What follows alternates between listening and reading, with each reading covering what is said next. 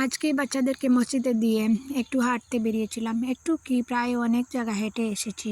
আমার ননদ এসেছেন তার ছেলে মেয়েদেরকে নিয়ে। তো আমার ননদ আর বাগ্নি সাথে আরো দুজন ছিলেন। তো আমরা সবাই সকাল সকাল হাঁটতে বেরিয়েছিলাম।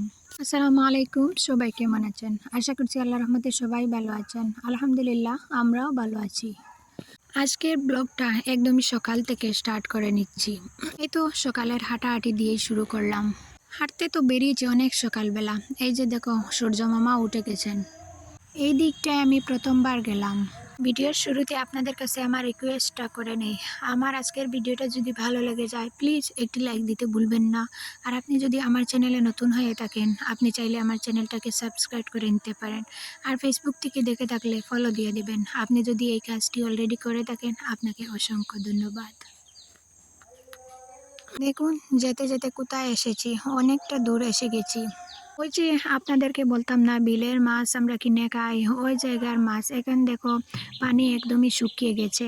দেখে মনে হচ্ছে এখানে কোনো পানিই ছিল না। কিন্তু বর্ষাকাল এলে বাড়িঘর ডুবে যায়, এমন অবস্থা হয়। এখন দেখো একেবারে শুকনো হয়ে আছে। আর শীতকালে মানুষ দেখো এখানে ফসল ফলাচ্ছে। বর্ষাকাল এলে ওই জায়গাগুলা পানিতেই ডুবে থাকে। আমি একটা জিনিস চিন্তা করলাম, ওই জায়গাতে এত মাছ কোথা থেকে যে আসে, আর এখন কোথায় যে গেল। এটা আল্লাহ ছাড়া কে বা বলতে পারে। অনেকটা সময় ধরে এই জায়গাতে হাঁটাহাঁটি করে তারপর আমার ননদ বলল, সামনের এই যে ব্রিজটা আছে ওই জায়গাতে একটু ঘুরে আসি। আমি অবশ্য এই ব্রিজ তোলার আগে ওই জায়গাটা দেখেছি। সামনের রমজান মাসে গিয়েছিলাম, যখন এই কাজটা চালু করা হচ্ছে তখন দেখতে গিয়েছিলাম। তো আমার ননদ দেখেনি, সে বলেছিল যে হাঁটাহাঁটি করেও আসবো আর দেখেও আসবো। তো ভাবলাম যাওয়া যাক। ওই রাস্তাটা একটু ভালো করে দেখছিলাম যে কিভাবে বাঁকাচাকা হয়ে আছে এই রাস্তাটা। ওই যে দেখা যাচ্ছে দূর থেকে, চলে এসেছি হাঁটতে হাঁটতে।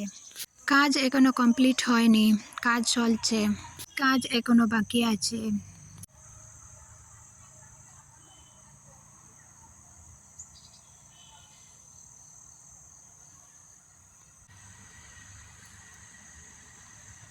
আমরা যখন গিয়েছিলাম ওইখানে খুব একটা লোকজন ছিল না। চেয়েছিলাম ওখানে দাঁড়িয়ে ওই পারে যাব, তবে অনেকটা দেরি হয়ে যাবে। এখনও বাজে 4টা, আর ঘর থেকে বেরিয়েছিলাম 6টা। ছেলের স্কুল আছে, তাই ঘরে এসে রান্না করতে হবে, আর যাইনি এখানে। খুব ভালো লাগছিল এখানে দাঁড়িয়ে, নীরব একটা শান্তির জায়গা, কোনো মানুষের ভিড় নেই। অনেকটা সময় ধরে এখানে থাকলাম, মন চাইছিল না যে এখান থেকে চলে আসি।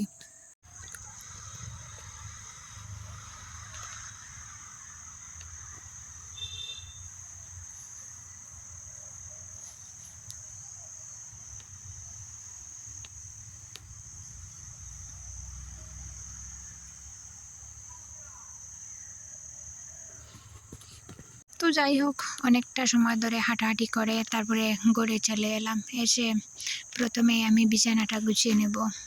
বিছানাটা গুছিয়ে নিলে মনে হয় ঘরের 50% কাজ শেষ হয়ে যায়।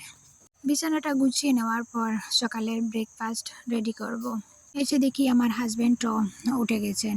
তো বিছানাটা গুছিয়ে তাড়াহুড়া করে রান্নাঘরে চলে গেলাম। ভাবলাম আজকে কি করা যায় সকালের ব্রেকফাস্টে। তারপর মনে হলো একটু বাড়ি নাস্তা তৈরি করি, তাই প্রথমে আমি সবজিগুলোকে কেটে নিয়েছি। এখানে ছিল টমেটো, আলু, গাজর, বিনস, ওইগুলো আমি ভাজি করব। আর এক সাইডে আমার ননদ লুচিগুলাকে বেজে নিচ্ছেন। অনেক তাড়াহুড়া ছিল, তাই আমার ননদকে বললাম, উনি ওইগুলাকে বানিয়েছেন আবার এখন বেজেও নিচ্ছেন। এমনিতেই সকালবেলা দেখবেন সময়টা খুব তাড়াতাড়ি চলে যায়।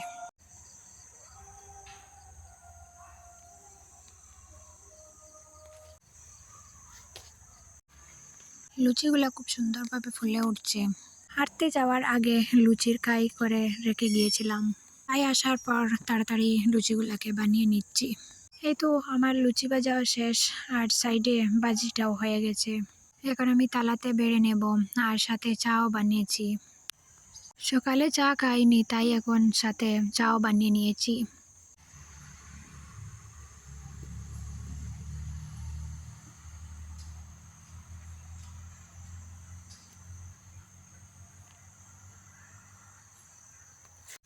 আর এখানে দেখেন আমার মেয়ে তার বাবা যে সময় বের হোক না কেন সে চিল্লাচিল্লি চিৎকার চেঁচামেচি করবে, সে সাথে যাবে।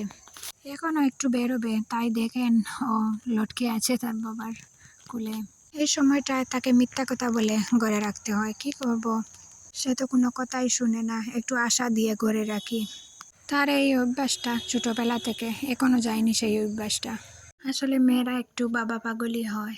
আর এখানে দেখেন সবাই খাচ্ছে নতুন পরাশির বীজ, আর আমি সেই আগের বছরের পুরানো পরাশের বীজ কেটে নিচ্ছি এখানে। এই পরাশের বীজগুলা কিছু বীজ মাটিতে লাগিয়েছি, অনেকটা দিয়েছিল তো, তাই ওগুলাকে আজকে ভাবলাম রান্না করব। এইভাবে করে কেটে ভিজিয়ে রাখলে তাড়াতাড়ি ভিজে যায়, না হলে সারা রাতেই ভিজবে না, তাই আমি ভাবলাম কেটেই রাখি। একটা সুতার মাধ্যমে ওইগুলাকে কেটে আমি ভিজিয়ে রেখে দিয়েছিলাম, তো সকালবেলা দেখেন ওইগুলা কি সুন্দরভাবে ভিজে গেছে। তো আমি পুকুরে নিয়ে গিয়ে হাত দিয়ে ভালো করে কচলে কচলে বাকলগুলাকে ফেলে দিয়েছি। এখন আমি পরাশের বিচিগুলাকে রান্না করে নিচ্ছি। একটা হাঁড়ি বসিয়ে পরিমাণ মতো তেল দিয়ে পেঁয়াজ রসুন ভালো করে কষিয়ে তারপরে হলুদ গুঁড়া, সামান্য জিরা গুঁড়া, লঙ্কার গুঁড়া দিয়ে আরেকটু কষিয়ে এখন পরাশের বীজগুলা দিয়ে দিলাম। আমি যখন রান্না করি পাশের চুলায় গরম পানিও বসিয়ে দিই। এখনও এক চুলায় পরাশের বীজগুলা রান্না করছি, আর অন্য চুলায় পানি বসিয়ে দিয়েছিলাম। পানিটা গরম হয়ে গেছে, ধোয়ার জন্য গরম জলটা দিয়ে দিলাম, আর একটা টমেটো কেটে দিয়েছি এখানে। পরাশের বীজ রান্না করলে আমার ছেলে খুব পছন্দ করে খায়। নতুন বছরের নতুন পরাশের বিচি এখনো খাই নাই, তো কি হয়েছে পুরনো বিচি দিয়ে এই স্বাদটা মিটিয়ে নিলাম। আর একটু জল দিয়ে মাছগুলোকে দিয়ে দিয়েছি। এখন আমি ধনে পাতা তুলে আনবো। টাটকা টাটকা ধনে পাতা দিলে যে কোনো রান্নার স্বাদ দ্বিগুণ হয়। তো বিচি রান্না আমার ডান, এখন ধনে পাতা দিয়ে নামিয়ে নেব। রান্না শেষ করে ভাবলাম খেয়ে নেব, কিন্তু দেখি আমার হাজব্যান্ড একটা মুরগি নিয়ে এসেছেন। এটা ছিল ব্রয়লার মুরগি। অবশ্য এটা বাজার থেকে জবাই করে নিয়ে এসেছেন, আর পরিষ্কার করাও ছিল, তবে আমরা একটু চেয়ে চেয়ে নিচ্ছি। মুরগিটা কাটাকুটি ডান, এখন আমি প্রেসার কুকারে বসিয়ে দিয়েছি। আজকে আর ভেজে রান্না করছি না, আজকে কাঁচা কাঁচা বসিয়ে দিয়েছি। একটা প্রেসার কুকার বসিয়ে প্রথমে মাংসগুলোকে দিয়ে দিয়েছি, তারপরে লবণ, লঙ্কা গুঁড়া, হলুদ গুঁড়া, জিরে গুঁড়া, ধনে গুঁড়া, কাঁচামরিচ, দুটো তেজপাতা, সরিষার তেল দিয়ে ভালো করে মেখে নিচ্ছি। বলতে ভুলে গিয়েছি, পেঁয়াজ রসুন আদা বাটা দিয়ে হাত দিয়ে ভালো করে মেখে নিচ্ছি। এখানে চামচ দিয়ে না মেখে হাত দিয়ে মেখে নিচ্ছি। ওইভাবে করে আরেকদিনও রান্না করেছিলাম, খুবই মজা হয়েছিল, তো আজকেও রান্না করে নিচ্ছি। এখানে দুটো টমেটো কেটে দিয়েছি। এই তো একটু কষিয়ে তারপরে সামান্য গরম পানি দিয়ে ঢাকনাটা লাগিয়ে দিয়েছিলাম, তো আমার এখন হয়ে গেছে চিকেন ভুনাটা।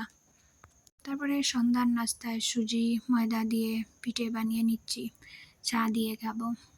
ওই পিঠাগুলা একদমই সহজভাবে হয়ে যায়, তাই ঝামেলা না করে ওই পিঠাই বানিয়ে নিয়েছি সন্ধ্যাবেলা। আমার আজকের ভিডিওটা এই পর্যন্ত। সবার সুস্বাস্থ্য কামনা করে আপনাদের কাছ থেকে বিদায় নিয়ে নিচ্ছি। আল্লাহ হাফিজ। আসসালামু আলাইকুম।